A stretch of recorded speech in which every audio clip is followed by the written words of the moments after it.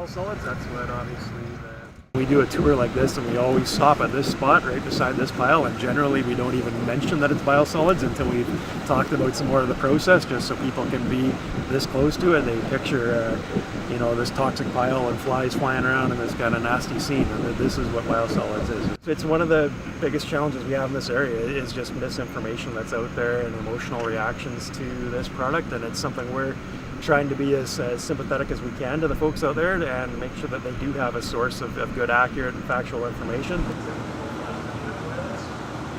What we're going to see in there is a step screen. So that step screen is meant to remove things that end up in the sewer that shouldn't, that come into our system or are removed through this screen. This is by far the most odorous part of our plant because we're literally removing all of the solids.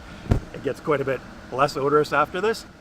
I think what people don't understand necessarily is throw a lot of stuff down the toilet thinking it's gone and away it goes, but ultimately everything that comes out of this step screen ends up going to the landfill anyways.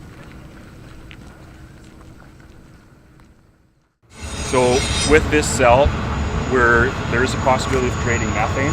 So we're trapping the methane with the cover and flaring it off to reduce our greenhouse gas effect. We're also trying to remove nitrogen and phosphorus from our waste, which we don't have the bugs within us to do.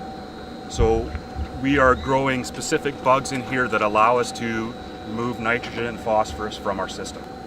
And the reason why we're trying to remove the nitrogen and phosphorus, because it causes problems when we discharge it into the river. It causes algae issues and has an effect on the fish.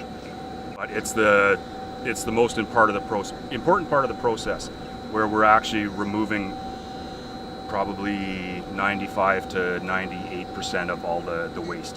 One of the things we definitely learned through our previous contract for our short-term biosolids management was just the fact that it has gotten odorous once it's disturbed, when it's been stored for the time it has. That's something we're addressing in this contract with Arrow. That's why you see the wood chips down at the end there. That's what's being mixed with this product before it even leaves our site. So by mixing the wood chips on our facility down here, we address all the odor issues before it leaves our plant. Yeah, we're at our capacity for storage down here. That's why we have our process in place right now. We've sought 2 contracts here recently. Obviously the one we're in with Arrow right now we feel is a very strong proposal. Lots of environmental oversight on that. A lot of the work was prepared by third-party agrologists. That's why we are in this process, is we need to manage this product that we're producing, and that's what that contract is intended to do.